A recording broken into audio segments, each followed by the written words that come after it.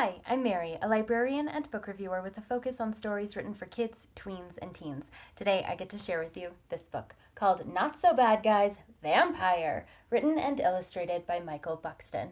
Meet Count Derek, who's just moved into a creepy castle in a new community, and he is so excited to make friends.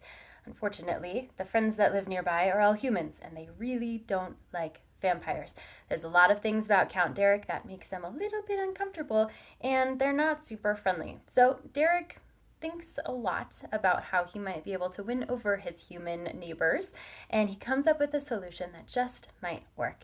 And as everyone gets to know each other a little bit better, they discover that their initial impressions might not be exactly who those people are on the inside.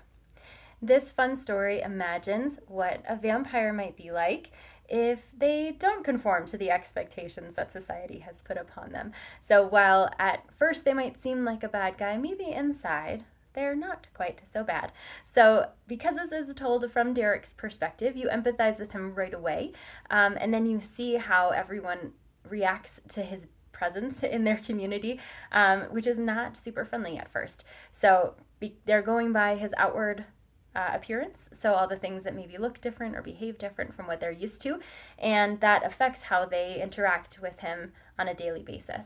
So while this does make kids rethink their intrinsic biases about vampires and bad guys in general, it also might challenge them to consider how they might look at new friends in their own neighborhood who might at first appear different from them, and to be open-minded and empathetic about who they are on the inside and taking the time to get to know them.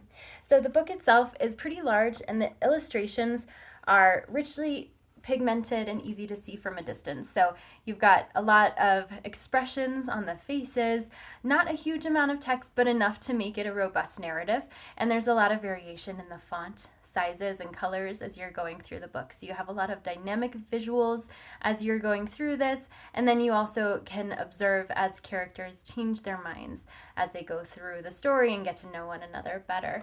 There is a fairly limited color palette, but the choices of colors make the book stand out as not only a Halloween type book, but also, you're in the evening time, it might be a little bit spooky, and then also just the comfort that can come from having a gathering in the dark of winter or the dark of night with a bunch of friends, so you have some comfort there as well.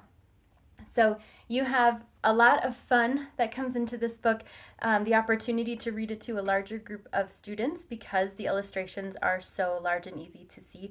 And then the narrative itself offers the opportunity to practice narrative skills, to recount what happened in the story, and then also to extend beyond it into regular life and how Derek's experience might be reflected among other people in the world as well. If this sounds like a great fit for you or for someone you know, I hope you look for it wherever you get your books.